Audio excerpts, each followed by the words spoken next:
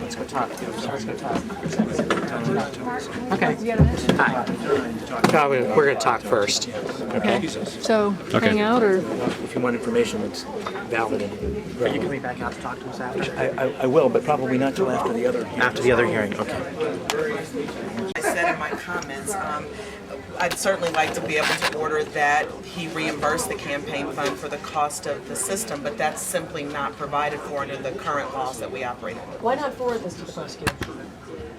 I simply didn't feel that it was done with any kind of felonious intent. I believe that it was poor judgment, but I don't believe he acted with criminal culpability.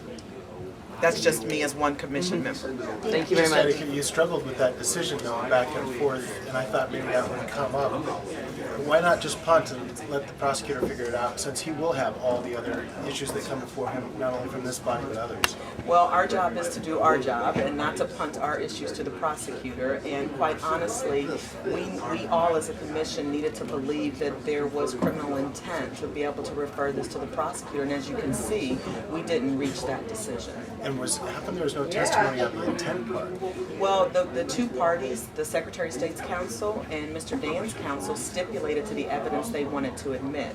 And so their stipulation is the evidence we received. So the Secretary of State didn't make that case, basically. The Secretary of State submitted the evidence that she wanted to submit in support of the complaint that she filed. But they didn't say criminal intent, just to be clear.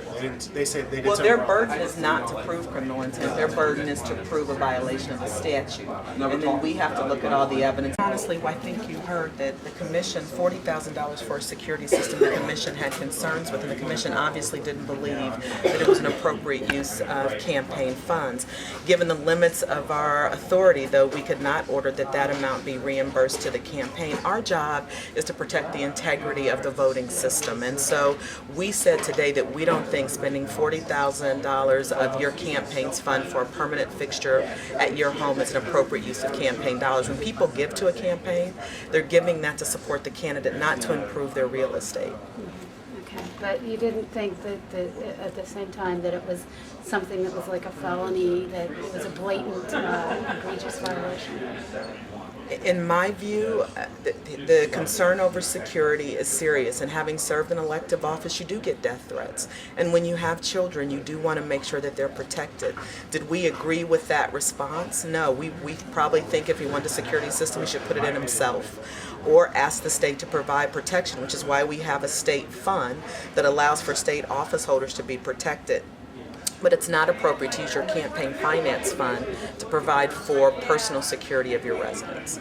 I think none of us up here question that the threat was real. I mean, you get those threats when you're in public office. The question is how to respond to it.